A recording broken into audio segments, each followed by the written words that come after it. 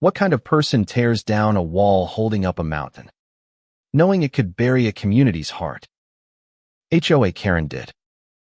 She stood at the edge of Pine Ridge, her voice sharp as a whip, demanding the removal of the old stone wall that clung to the hillside.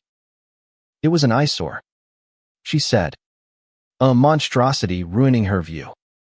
The wall, weathered and moss-covered, had stood for decades, a quiet guardian keeping the slope's loose earth from sliding into the valley below.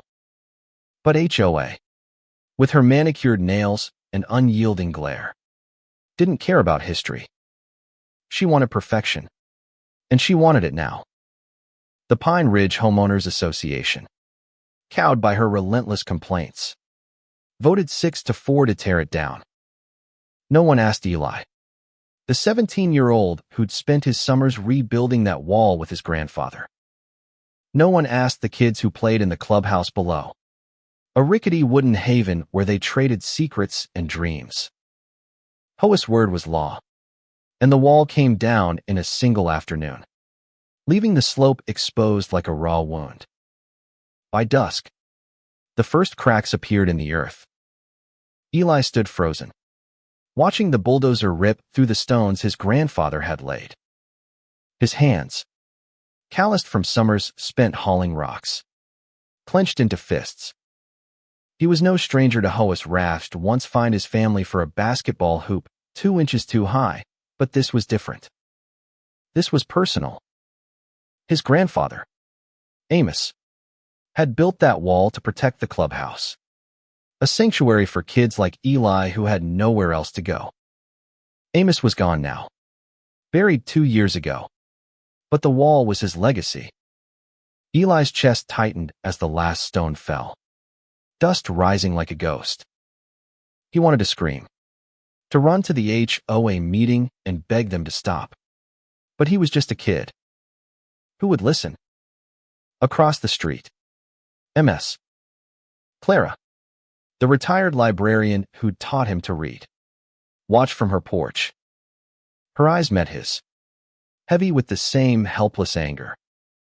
She's gone too far this time, Clara muttered, her voice low. But HOA was already strutting back to her pristine house, her heels clicking on the pavement, oblivious to the tremor underfoot. That night, the rain came. It started soft, a whisper against the windows. But by midnight, it was a roar. Eli couldn't sleep. He lay in bed, listening to the downpour, picturing the bare slope above the clubhouse. His phone buzzied a text from his friend Jamie, who lived closer to the valley. Eli, the hill's moving. I see mud from my window.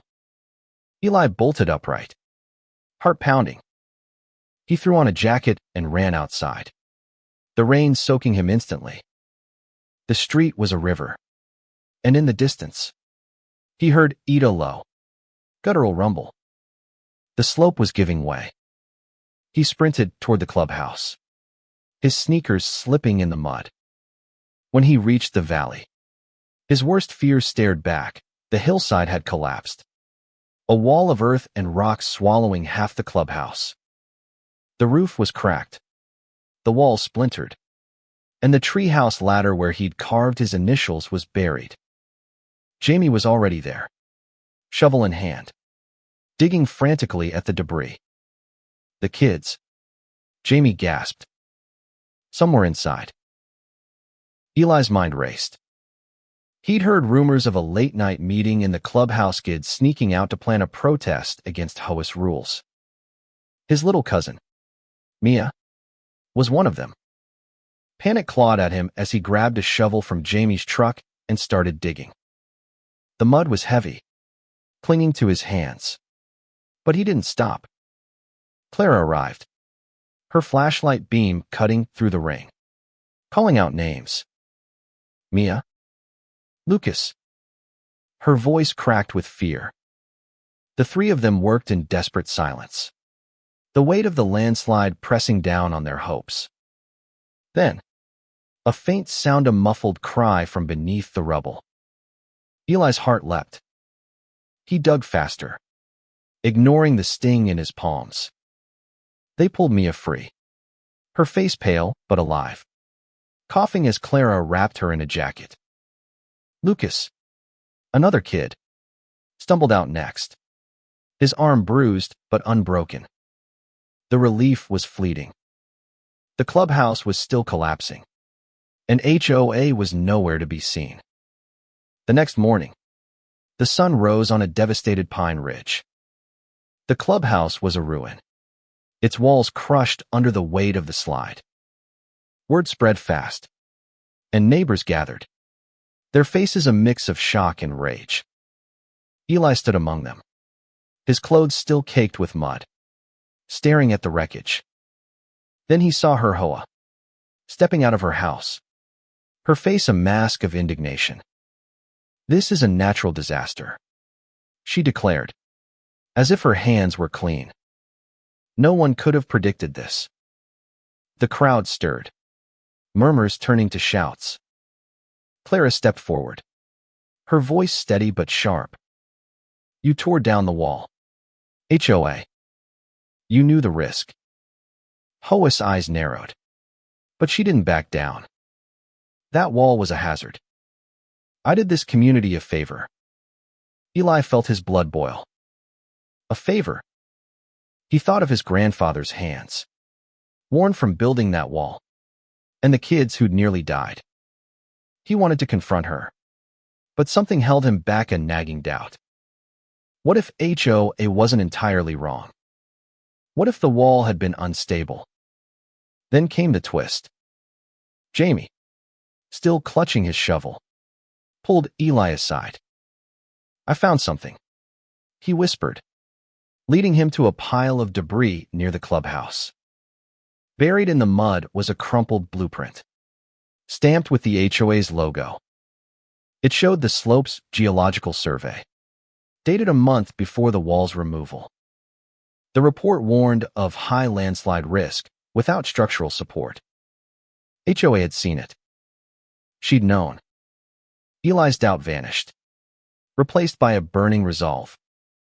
The blueprint was proof she hadn't just been careless. She'd been reckless. He clutched the paper, his hands shaking. This wasn't just about a wall or a clubhouse. It was about accountability, about standing up to someone who thought they could bulldoze lives without consequence. The crowd was growing louder, and HOA's voice rose above it, deflecting blame. Eli knew what he had to do. He stepped forward, the blueprint raised like a flag, ready to face her.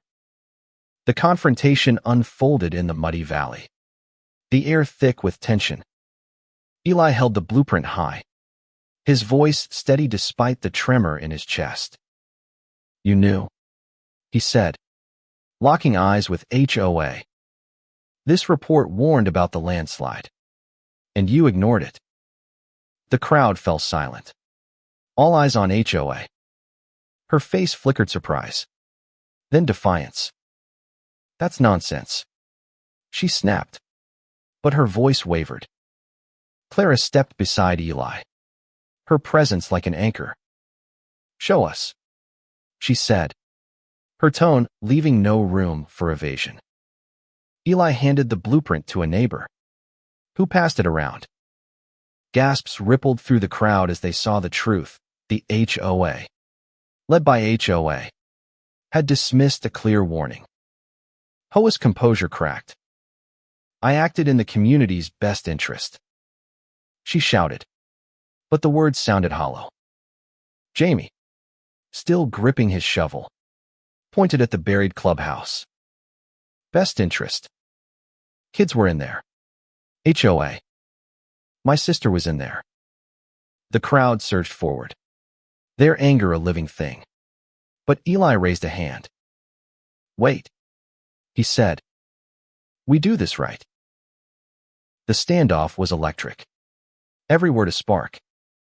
HOA tried to deflect, claiming the survey was inconclusive, but the neighbors weren't buying it. A woman in a dirt-streaked jacket, Lucas's mother, stepped forward, her voice raw. "My son could have died. You don't get to walk away from this. HOA's eyes darted, searching for an ally. But even the HOA board members who'd backed her looked away. Eli felt the weight of the moment. This wasn't just about the clubhouse. It was about a community fractured by one woman's ego. He thought of his grandfather, who'd taught him that strength wasn't in shouting, but in standing firm. "We're filing a formal complaint," Eli said, his voice cutting through the chaos. "And we're rebuilding the clubhouse properly." The crowd roared in agreement. But HOA wasn't done. She lunged for the blueprint, trying to snatch it from a neighbor's hands. Clara caught her wrist, gentle but firm. "Enough," Clara said. "You've done enough." HOA's downfall was swift and undeniable. The blueprint reached the town council by noon, and by evening, an emergency meeting was called. The evidence was damning. HOA had not only ignored the survey, but had pressured the HOA to rush the wall's removal without proper permits. The council revoked her position as HOA president, and whispers of a lawsuit began to circulate. HOA stood at the meeting, her face pale, her usual fire extinguished. She tried to speak, to justify her actions, but the room was done listening. Eli watched from the back, the blueprint now safely copied and shared. He felt no joy in her defeat, only a quiet resolve. The clubhouse was gone, but so was HOA's grip on Pine Ridge. The slope, still unstable, would need months of work to secure. But the community was already rallying, donating time, money, and tools to rebuild what was lost. As weeks passed, Pine Ridge transformed. The landslide scars remained, but so did the community's spirit. Eli and Jamie led a volunteer crew, clearing debris and laying the foundation for a new clubhouse. Clara organized fundraisers, her librarian's knack for details turning small donations into a growing fund. Mia, now recovered, drew plans for a mural to honor Amos, her pencil sketching a wall of stones that would never fall. The twist of the blueprint had shifted everything, exposing not just HOA's negligence but the strength of a community that refused to break. Eli learned to speak up, his voice no longer just a kid's but a leader's. He stood on the new clubhouse's foundation one evening, the sunset painting the valley gold. "This is for us," he said to Jamie, who nodded. "For all of us." The new clubhouse opened on a crisp spring day, its walls sturdy and its roof adorned with Mia's mural, a vibrant scene of kids playing under a stone wall that stretched toward the sky. The community gathered, their laughter drowning out the memory of the landslide. Eli looked at the mural, his grandfather's legacy reborn in color and light. He thought of HOA, now living quietly at the edge of town, her influence a fading shadow. The lesson wasn't in her fall, but in what rose from it, a community that learned to listen, to fight, to rebuild. No one would forget the night the slope collapsed, but they'd also remember the morning they stood together. The clubhouse wasn't just a building. It was a promise to protect what mattered, to hold fast against the next storm. And as the kids ran inside, their voices echoing, Eli smiled. They'd built more than a wall. They'd built hope. And